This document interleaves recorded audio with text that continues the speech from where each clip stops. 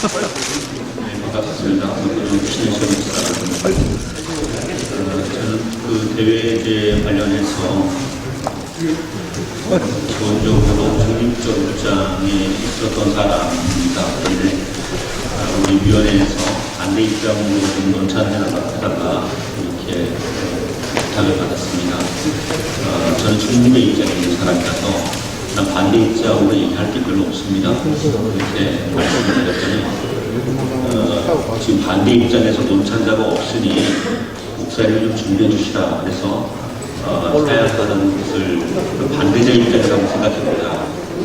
반대자라는 입장보다는 위험성이라는 입장에서 한번 생각해보자. 이렇게 접근을 했습니다. 모든 제도가 존재하게 될 때 그 제도가 갖고 있는 장점과 단점이 있습니다. 총회가 갖고 있는 지금 현재의 우리 총회제라고 말한다면 총회제와 대회제를 시행하는 것과 이 둘 사이에 분명히 상호간의 장단점이 있을 것입니다.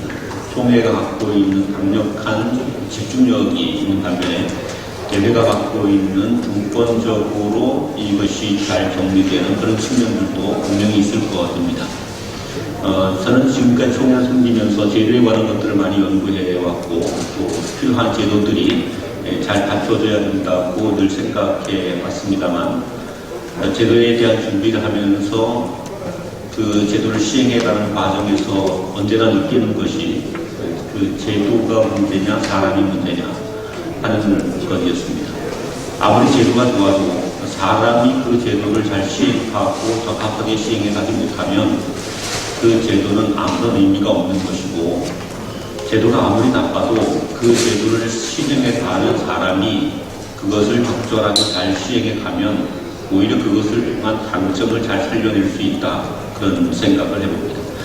그래서 오늘 아무튼 제가 이 대외제 시행과 관련된 측면에서는 아주 예민하게 반대자 입장에서 반대 의견을 명확하게 이야기하려고 합니다. 그리고 혹시 이 이야기는 제 개인의 의견이라기보다는 반대하시는 분들의 의견들을 수렴해서 그분들이 이러한 논증을 가지고 이런 대외제에 대한 우려를 갖고 있다. 그런 이런 대외제를 우려를 갖고 있기 때문에 대외제를 꼭 시행하게 된다면 이런 우려가 되는 부분들을 충분히 소화해낼 수 있는 방안들이 분명히 대외제를 시행하는 과정에서 나와야 될 것이다. 만약에 그것이 되지 못하면 이 대외제는 매우 위험한 수가 될 수도 있겠다. 그런 생각을 합니다. 그래서 제 논찬을 통해서 대외제를 반대할 수도 있겠지만 대외제를 시행하게 될 때에는 이것에 대한 충분한 그리고 이 위험성을 충분히 배제할 수 있는 방안으로 이 대외제를 준비하는 것도 필요하겠다. 그래서 그것을 위한 자료로 활용해 주시면 좋겠다 말씀을 드립니다. 9페이지에 대외제의 개념이 소개되어 있습니다. 대외제라는 것의 개념을 굳이 지금 제가 여기서 말씀드리지 않아도 다 알 것인데 지금 현재는 당회, 노회, 총회라는 구도로 총회 질서가 구성되어 있습니다만 그런데 당회, 노회, 대회를 하나 더 삽입해서 하고 그리고 총회라는 질서로 두게 하겠다 하는 것이 대외제 시행과 관련된 이야기이고 그 개념이라고 말할 수 있을 것입니다. 대외제가 한국에서 우리나라에서 논의되는 대외제가 외국에서 논의되는 대외제와의 개념은 다릅니다. 왜 다른가 하면 우리나라는 대회가 먼저 생기고 총회가 그 다음에 생기는 것이 아니고 우리는 총회가 먼저 생기고 총회의 권한을 분산하자는 입장에서 대외제를 논의하게 된 것이고 외국의 사례에서는 대외제가 존재하게 됐던 것이 총회가 먼저 생겨서 대회를 만든 것이 아니라 대회가 먼저 구성되고 그리고 그 대회들이 발전하게 되면서 총회가 만들어지게 되는 것입니다. 그러니까 대회에 대한 입장을 정리하게 될 때는 이 부분도 충분히 고려해야 되는 부분이다 하는 겁니다. 대회가 부흥했으니까 총회를 통해서 교단의 하나를 만들어 가게 되는 시스템인 것과 총회가 거대해졌으니 대회를 분산하는 형태로 만들어가는 것과는 차이가 있습니다. 그리고 이 속에서는 아주 미묘한 정치적 계산들이 많이 있게 되고 그 많은 정치적 계산과 함께 인간적인 생각들 또한 또한 많이 있게 될 것이기 때문에 이 부분은 깊이 고려해 봐야 되는 부분 가운데 하나입니다. 물론 우리가 장로의 정치 그리고 장로의 주의를 추하는 교단으로서 장로의 원리가 무엇이냐 이렇게 이야기하면 대회제를 생략한 채 장로의 주의를 말하기는 어려운 측면이 있습니다. 왜냐하면 물론 외국의 사례에서는 대회가 먼저 만들어지고 총회가 만들어졌기 때문에 그런 측면이 있는 겁니다.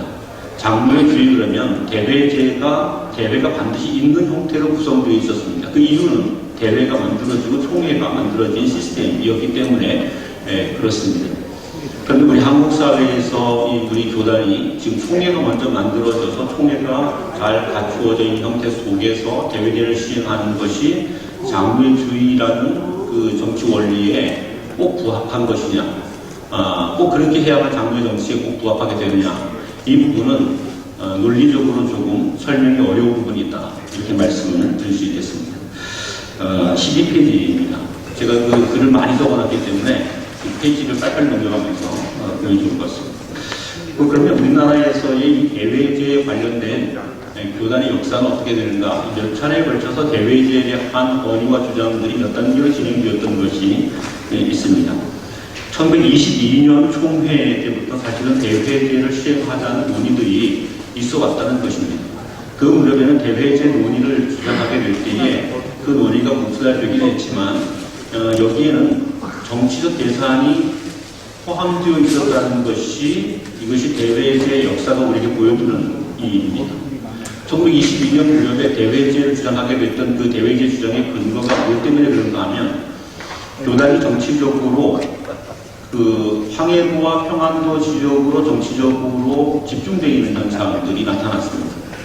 그렇게 되다 보니까 정치적으로 토해되었던 경기, 호남, 영남 쪽에서 이 부분에 대한 정치적인 어떤 입지를 확보하기 위하여 우리에게 대회제를 통해서 어떤 권위를 달라 하는 주장들이 있게 됐고 그 대회제가 받아들여지지 않게 되자 우리는 교단을 탈퇴해서 대회를 구성하겠다라는 논의까지 가게 됐던 역사가 있습니다. 그뿐만 아니라 1936년 이후에도 그런 헌의들이 있게 됐고 그리고 그것 때문에 실제로 일정한 반발들이 나타나게 된 역사도 있습니다. 1960년대에 대회제가 또 시행되는 측면이 나타나는데 이 무렵에는 도심과의 통합 과정에서 이 대회제를 시행하게 되는 주장들이 있게 됐고 대회제가 일부 시행되다가 3년 정도 시행되고 중단됐던 역사가 있습니다. 그리고 이제 대회제 본격적으로 아주 강력하게 논의됐던 것은 구개혁 측과 합동하게 될 무렵입니다. 그 무렵에는 합동과의 합의사항 가운데 대회제에 합의가 있었기 때문에 대회제 시행을 해야 한다는 그 헌의가 의미 있게 받아들여지게 됐고 대회제 시행을 위한 연구위원회가 구성돼서 그 과정들을 진행해 오게 됐습니다. 그리고 많은 대회제 시행을 향한 방법들과 방안들이 제시되기도 했습니다. 그렇지만 그것도 이내 곧 폐지되고 말았습니다. 총회에서 받아들여지지 않게 되고 부결되어 버리고 말았습니다. 이것이 부결되자 구개혁 측의 일부에서는 이 대회제 부결에 대해서 강력한 반발을 하게 되고 그 강력한 반발과 함께 일부 교단을 탈퇴하겠다는 그러한 강력한 주장들도 있게 됐고 그 구개혁 측의 신학교인 광신대학 쪽의 원외고 학생들은 아주 강력한 반발의 메시지를 나타내게 되기도 했던 것입니다. 그러니까 그 이후에 이제 대회제 논의는 중단되어 있다가 지난 총회에서 부총회장 공약과 함께 이 대회제가 연구되고 이제 오늘 이르게 되었다 이렇게 볼 수 있습니다. 설문조사에 의하면 대회제 찬성하는 분들이 약 75% 이상 가까이 되는 것으로 그렇게 나타나 있습니다만 그 설문조사에 대한 이견들도 또한 있습니다. 대회제의 시행 여부에 대해서 설문에 응답한 사람의 75%는 찬성이지만 설문에 응답하지 않은 분들의 대부분은 반대다 이렇게 논의가 있기 때문에 이 부분도 설문에 설득력이 있는지 여부는 검토해 봐야 될 부분이다 이렇게 여겨지게 됩니다. 역사적으로는 지금 우리가 대회제가 어떻게 논의되고 또 지금까지 그것에 대한 주장들이 있었는가를 보게 되면 그 이면에 정치적인 문제들이 많이 있게 됐고 그 정치적인 갈등들이 있게 됐고 또 정치 번역에서 배제되었던 분들이 일정한 정치 권력을 확보하기 위한 수단으로 대외제를 요구하는 것들이 많이 있었다 하는 것이 역사적 맥락에서 대외제 요구의 배경이었다고 말할 수 있고, 최근의 대외제 요구는 그런 측면보다는 우리 총회가 거대한 총회가 되면서 행정 효율이 떨어진다는 것이 강력한 이슈로 등장하게 됐고, 최근에는 이 행정 효율이 떨어지는 것뿐만 아니라 총회가 너무 거대하니까 토의 과정이 어려움이 있기 때문에 대외제라는 것을 통해서 총회를 좀 축소하고 대외를 확장하는 형태로 가야 된다는, 그래서 제도적 개선의 필요성으로 대외제를 논의하는 측면이 많이 나타나게 됐긴 했습니다만, 역사적으로는 정치적인 어떤 권력을 얻기 위한 것이 더 많았다, 이렇게 말씀을 드릴 수 있겠습니다. 대외제를 주장하게 되는 그 논리적 근거가 16페이지부터 쭉 설명되어 있습니다. 그리고 그 16페이지에서부터 꽤 많이 제가 넣어놨습니다. 이 25페이지까지 대외제 시행을 요구하게 되는 논리적 근거와 배경, 그것에 대해서 기록해 두었는데, 이것은 이제 자세한 부분은, 이 부분은 제가 반대 논증을 다 해놨습니다만, 이 부분에 대해서는 아마 자세하게 다음에 우리 이종숙 목사님께서 대외제를 왜 시행해야 되는지 설명하시게 될 것입니다. 그래서 이 부분은 제가 생략하도록 하겠고, 다만 대외제, 마이크가 많이 들립니다. 대외제 시행을 요구하게 되는데, 도대체 제가 볼 때는 이 대외제 시행을 요구하게 되는데 그 요구하는 주체가 누구인가에 대해서 한번 우리가 한번 살펴봐야 되지 않는가, 누가 이 대외제를 요구하는가 하는 측면을 봐야 되지 않는가. 왜냐하면 그것을 봐야만 이 대외제가 가야 되는 방향성이 명확하게 보이게 되기 때문입니다. 이 대외제를 요구하는 분들이 누구인가를 보게 되면, 그러면 이 대외제를 요구하는 이면에 존재하는 것이 무엇인지를 그대로 볼 수 있게 되는 것이죠. 그런데 역사적인 측면에서도 봤지만, 제가 지금 대외제를 요구하고 있는 핵심적인 내용들을 보게 되니까, 정치권에서 그 정치적 권력과 힘을, 요건을 갖게 되는 측면에서 많이 손해를 보고 있다거나 배제되고 있다고 여기는 분들에게서 더 많이 대외제 시행에 대한 요구가 많이 나타나고 있다, 이렇게 보여집니다. 물론 제 지금 주장은 반대자의 주장입니다. 꼭 그런 거 아니라고 이렇게 말씀을 드릴 수 있습니다만, 이 살펴보게 되니까 그렇더라는 것입니다. 흔히 말해서 이제 이런 측면입니다. 좀 죄송합니다만, 지금 우리가 이 대외제 시행이라는 이 시행과 관련돼서 좀 민낯을 봐야 되는 측면이 있기 때문에 말씀드리겠습니다. 부개혁 측의 입장에서 대외제 시행에 강력한 요구가 있습니다. 이유는 하나가 부개혁층의 정치적 지분을 확보하려는 것이 그 목적 가운데 있다고 보여지는 것입니다. 서울과 서북 지역 번역에서 대외제 요구에 대한 강력한 요구가 있습니다. 그 요구 중에 하나가 서울과 서북은 상대적으로 교권을 얻는 과정이 너무나 어렵다는 것. 총회장 한번 데려가면 경쟁이 너무나 무섭습니다. 교회는 엄청나게 많고 노회도 엄청나게 많은데 총회장 되게 되는 돌아오는 몫이 너무 작다는 겁니다. 호남 중부권도 마찬가지입니다. 호남 중부권에서도 이게 3구도로 돌아가는데 총회장이 되거나 교권을 갖게 되는데 많은 손해를 보게 된다는 측면이 있습니다. 그 대외제 시행을 반대하고 있는, 대외제 시행하지 말자고 주장하는 분들은 대개 영남이에요. 영남에는 3구도로 돌아오게 될 때에 3구도로 돌아오게 되는데, 그 영남은 비교적 숫자가 적기 때문에 그 적은 숫자에서 총회장을 되거나 교권을 장악하게 되는 비율이 강력합니다. 그러니까 우리는 대외제를 굳이 하면 손해다, 대외제를 하면 손해다라는 생각을 갖게 돼서 반대하는 측면이 생기게 되는 거죠. 그렇게 찬성하는 측면을 보게 되면 결국은 교권이다, 이렇게 보여집니다. 결국은 교권이다. 그리고 물론 행정이라는 측면에서도 생각해 볼 수 있는 영역이 전혀 없는 것은 아닙니다. 행정이라는 측면에서도 행정의 효율성, 그것을 생각해 볼 수 있는 영역이지만, 사실 행정의 효율성이라는 것을 생각하게 되는 분들이라면 다른 측면에서도 행정의 효율성을 만들어낼 가능성은 많이 있었지만 만들어낸 적이 없습니다. 총회를 통해서, 총회 교권을 통해서 행정력을 만들어낼 수 있는 일이 3구도로 돌아가는 동안에도 충분히 만들어낼 수 있는 가능성이 있습니다. 간단하게 말하면 총회의 전산 시스템을 효율화하는 것도 그러고요. 총회의 법률적 제도를 전산화해서 정비하는 것도 그렇고요. 총회의 판례식을 명료하게 만들어서 온 교단의 모든 기관들이 다 볼 수 있게 하는 것도 그렇고요. 총회의 어떤 신학적 아카이브를 만들어서 거기에 그 총회와 관련된 신학적인 맥락들을 잘 만들어 구성하는 것도 그렇고, 이런 행정적 시스템에 효용 가능한 많은 것들이 있지만 사실상 하지 않은 것들이 많습니다. 그러니 행정 효율성을 위해서 총회를 대외제로 해야 한다는 주장은 어느 정도 설득력은 있어 보이지만 실제로 그것이 그런 것인가? 아무도 안 했는데 지금까지 대외제를 하면 그냥 그것이 되는 것이냐? 저는 안 된다고 봅니다. 대외제를 한다고 저절로 되지는 않는다고 봅니다.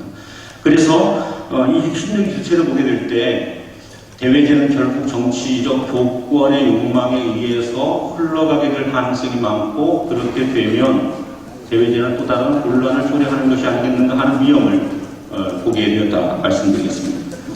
예, 벌써 시간이 거의 끝나가니까. 대외제 시행을 위해서 선결적으로 해결해야 되는 문제가 있습니다. 그것을 한번 살펴봤으면 좋겠는데요. 26페이지, 27페이지, 28페이지, 29페이지까지. 20페이지까지.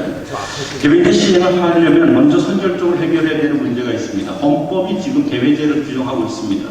그런데 이대로 헌법대로 대외제를 시행하게 되면 제가 보는 관점에서 이렇습니다. 헌법에 나타난 대회의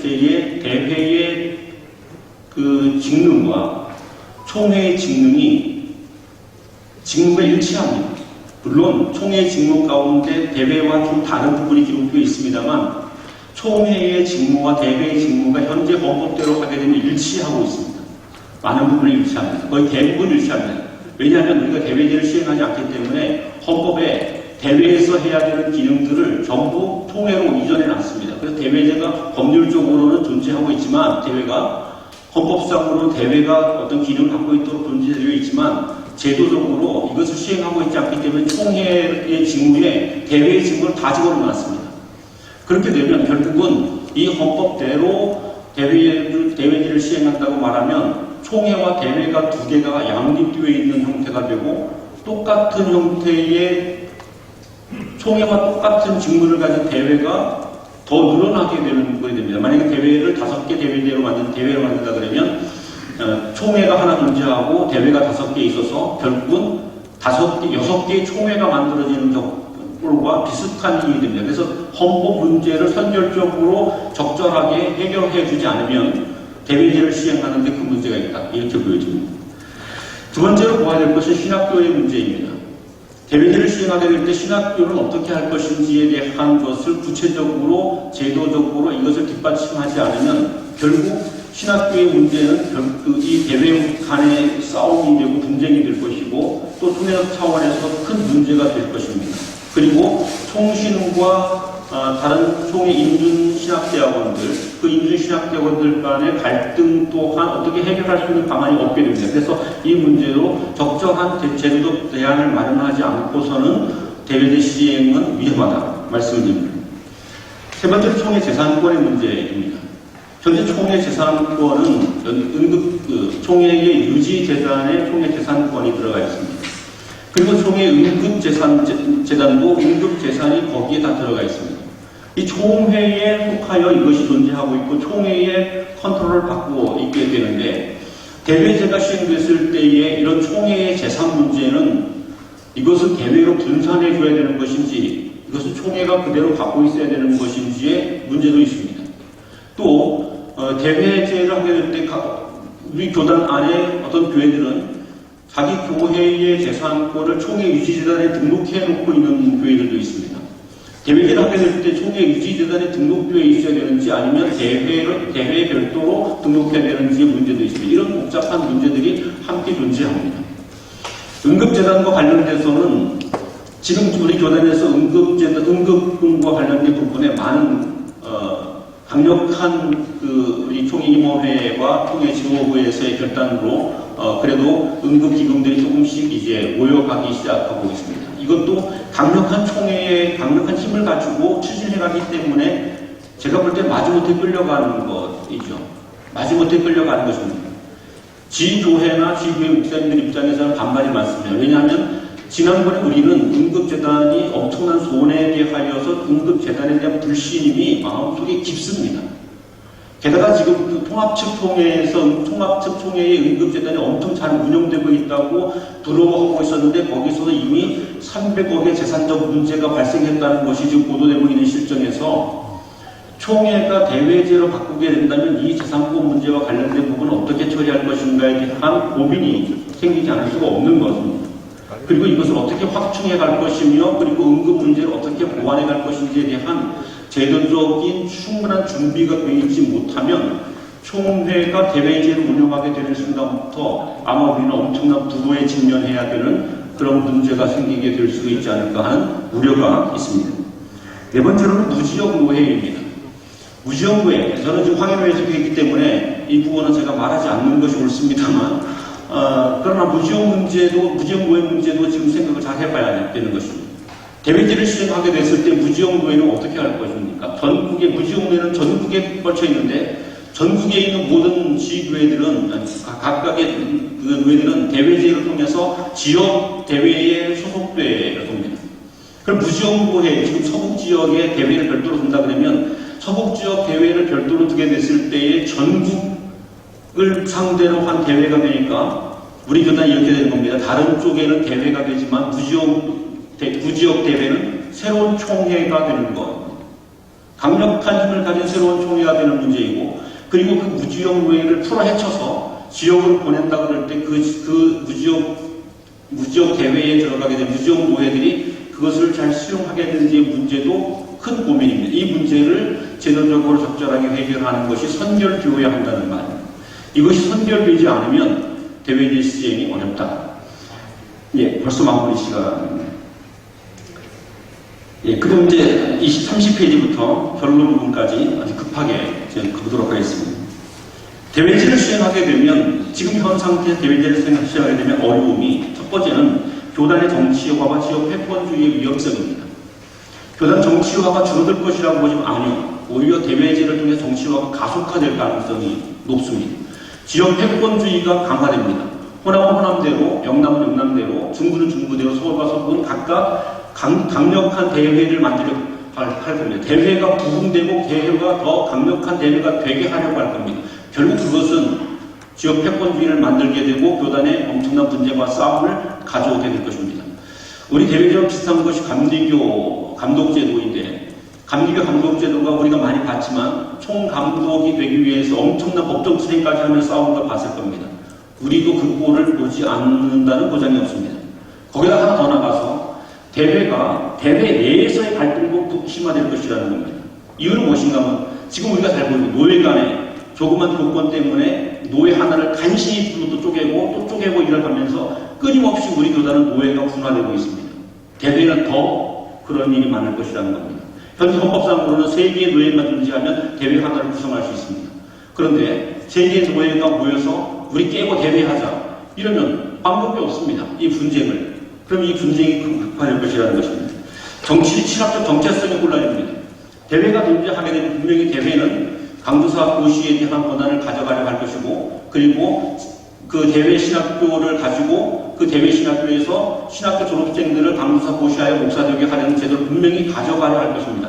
그것이 교권의 절차이기 때문에. 그렇게 됐을 때 각각의 대회 간의 신학적 갈등, 우리가 지난해에 WEA와 관련된 부분에 교단 내의 엄청난 신학적 갈등들을 보았고, 카톨릭 문제를 처리하는 문제와 관련해서도 엄청난 신학적 갈등을 우리 교단 내에서 보았습니다. 그런 일들이 분명히 드러나게 될 것이고, 그것은 교단의 심각한 위험을 초래할 것이다. 이렇게 보여지게 됩니다. 예, 결론 내리겠습니다. 모든 조직에 있어서 모든 조직은 그 조직이 갖고 있는 한계가 있습니다. 물론 대외제가 갖고 있는 강점이 있습니다. 없지 않습니다. 대외제는 중앙집권화를 맡게 되고 교권이 팽창을 맡게 되는 측면이 분명히 있을 수 있습니다. 그런데 이 제도를 어떻게 시행하느냐가 중요하고 누가 시행하느냐가 중요한데, 이것을 시행하려고 하는 주체가 정말 교단의 효율적인 행정을 위한 것에 온전히 헌신되어서 이 대회제를 수행하게 되고 수행해 가게 된다면 대회제는 정말 좋은 제도가 될 수 있을 것입니다. 그런데 역사를 보게 될 때에 행정의 효율성보다는 교권에 더 많은 비중이 있었다. 그런 측면에서 대회제를 위험하다.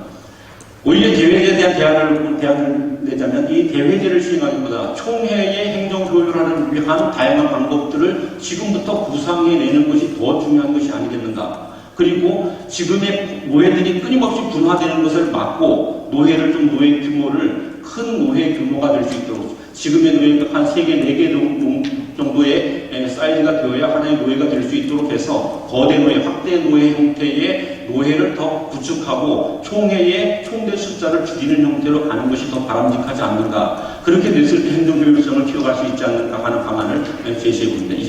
긴 시간 말씀 경청해 주셔서 감사합니다.